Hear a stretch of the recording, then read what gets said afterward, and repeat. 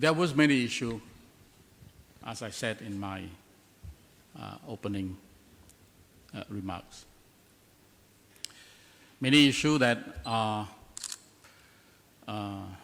considered as difficult, very difficult, because those issues are international issues and related very closely to the great powers' rivalries in our world that has effect on our region and has effect in the whole world. But those issues are not new. Myanmar issues we are trying to solve. I have been explaining to you a little bit long, but I think it was necessary.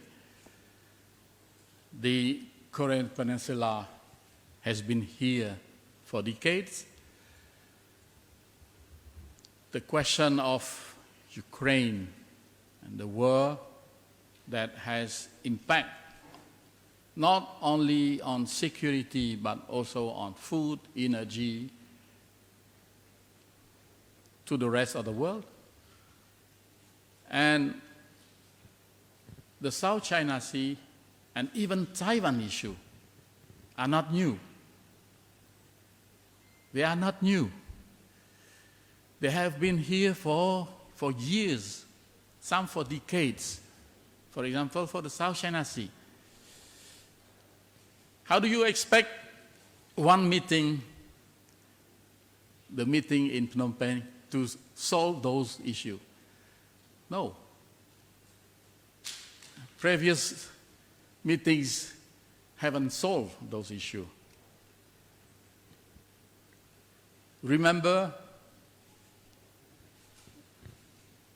Secretary Blinken and State Councilor and Foreign Minister Wang Yi talked to each other 5 hours in Bali, very recently. President Xi Jinping and President Biden talked on the phone for 2 hours. And Jake Sullivan with Yang Jiechi also have discussion with each other. But still, the Taiwan Strait, the Taiwan issue emerged again. Why? Because of the visit of Madame Nancy Pelosi, the Speaker of the House of America. So this issue was discussed. And if you were at the gala dinner, you would notice that I called all ministers to have their discussion in a calm, dignified, polite, civilized, and diplomatic manner. But the discussion was lively, I have to say. There was strong argument. But from our opinion, it is much better that we exchange words than exchange less friendly means. And the EAS and the ARF are two very important forums for discussion, for dialogue, for cooperation. Those are platforms for foreign ministers to come, to express their views, to exchange their views, to say their differences. That's what the meetings are for. And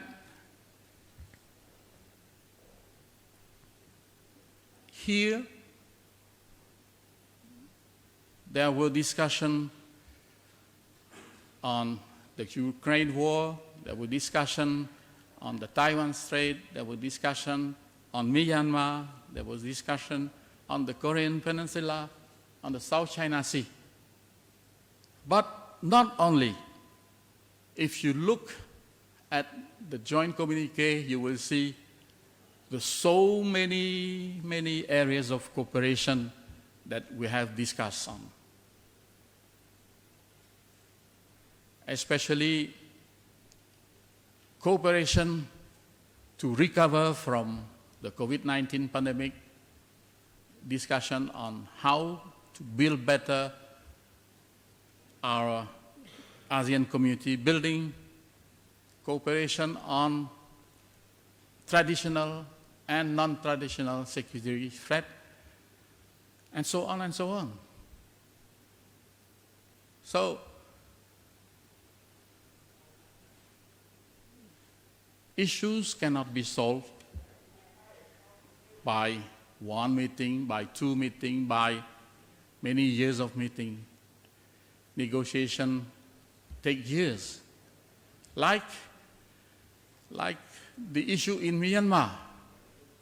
After 2 visits of the special envoy, 2 visits only, some people start to lose patience and ask for result.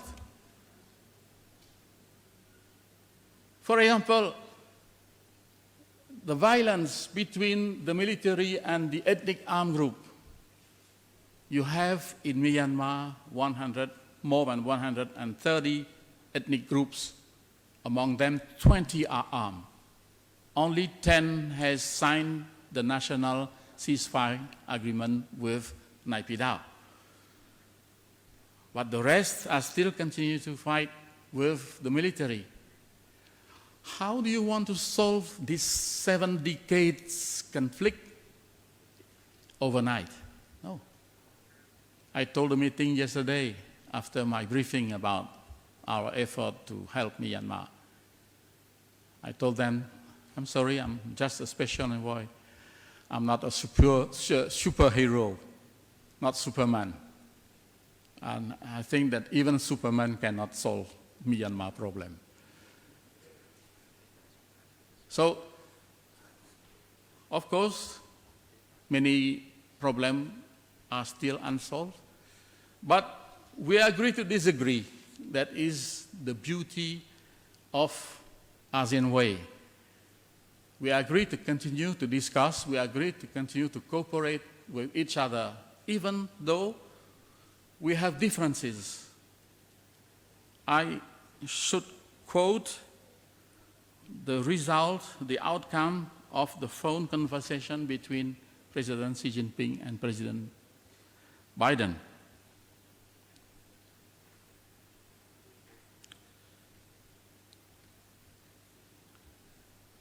They said that they were committed to keep the channel of communication open, despite the growing tension between the two countries. They committed to keep the channel of communication open, to manage competition responsibly,